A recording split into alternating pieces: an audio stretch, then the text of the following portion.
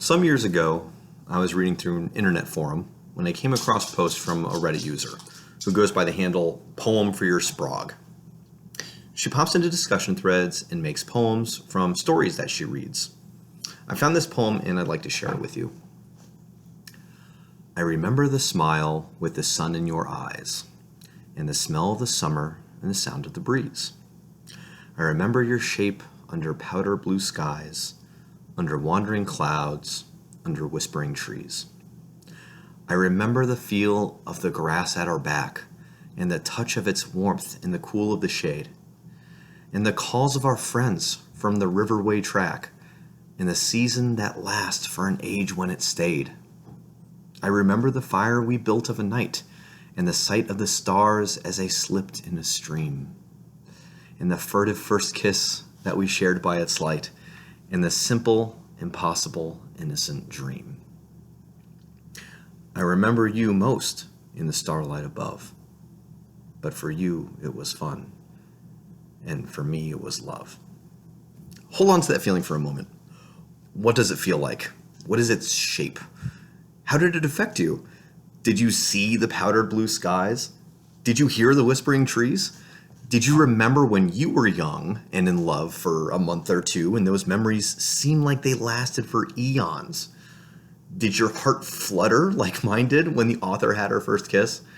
Did it shatter when you realized her vivid memories of summer love were tarnished when she realized that her partner did not love her back? A poem is a powerful work of literature.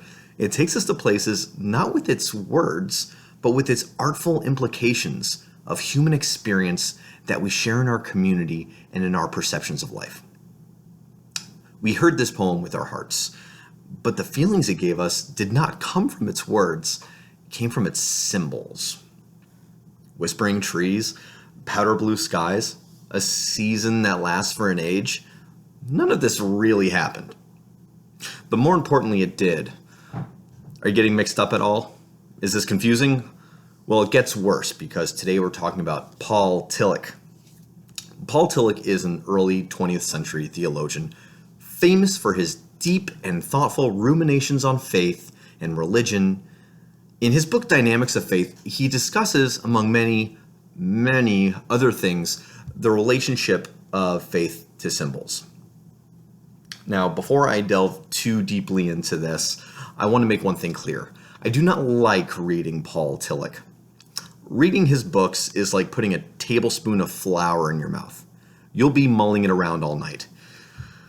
It's much better to take Tillich a few granules at a time so you don't choke. I'm hoping to impart some of these granules of Tillich wisdom to you today. In Tillich's book that I mentioned earlier, he explains that symbols have characteristics, and these characteristics include them pointing beyond themselves to something else, participating in that to which they point, opening us up to otherwise closed levels of reality, unlocking dimensions of our soul to those realities. They cannot be produced intentionally, and they cannot be invented. When first reading through these characteristics, two stopped me. They cannot be produced intentionally, can't be invented. Whispering trees, I'm pretty sure a Poem for Your Sprog used that intentionally as a symbol. Sorry, Tillich, you missed the mark on that one.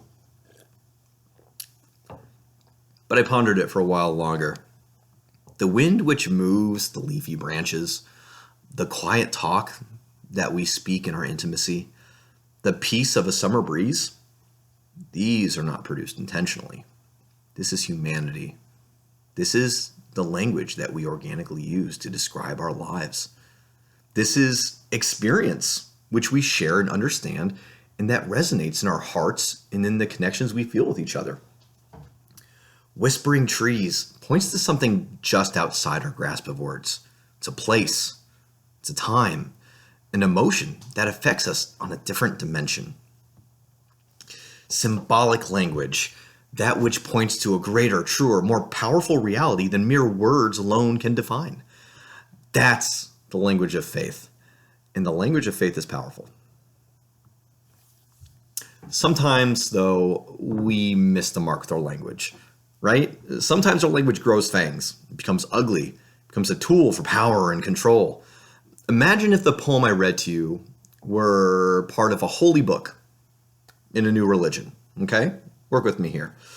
Imagine this book were filled with poetry and letters and incredible events and magic, and the poem we read was just one story in it, okay? 1,000 years go by. The book survives. Two people are on a public stage arguing about the book. Clearly, the trees used to be sentient with their mouths if they could whisper, right? The skies were powder blue probably because the world was smaller, and that's just how small things were, like powder. The other person was a super powerful deity because the author said the sun was in his eyes, so really we should be worshiping the sun-eye god. Kind of sounds ridiculous, maybe even a little pretentious.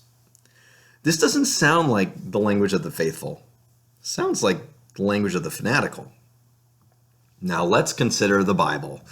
Did I shock you with that transition? Prepare to be shocked some more. Now bear with me for a moment. I'm about to say something a lot of you won't like. Are you ready? The Bible is a collection of myths. Did your heart skip a beat? Are you a little bit angry? Well, you should know.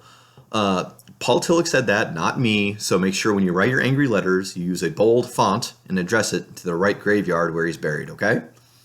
But we rushed to conclusions with Tillich last time. Let's take this flower granule by granule and see where we wind up. Spoiler alert, I know where we wind up. This whole thing's rehearsed. Tillich's right. Anyways, according to Tillich, myths are symbols of faith combined in stories about divine human encounters. Think about that. The Bible is not written from God's perspective, but from the perspective of people experiencing God. If God is an all-powerful, ever-present, incomprehensible being, what do we have except symbols that we can use to define God?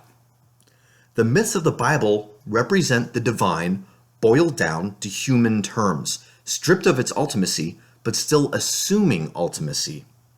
Tillich argues that the very name, God, is a symbol for God.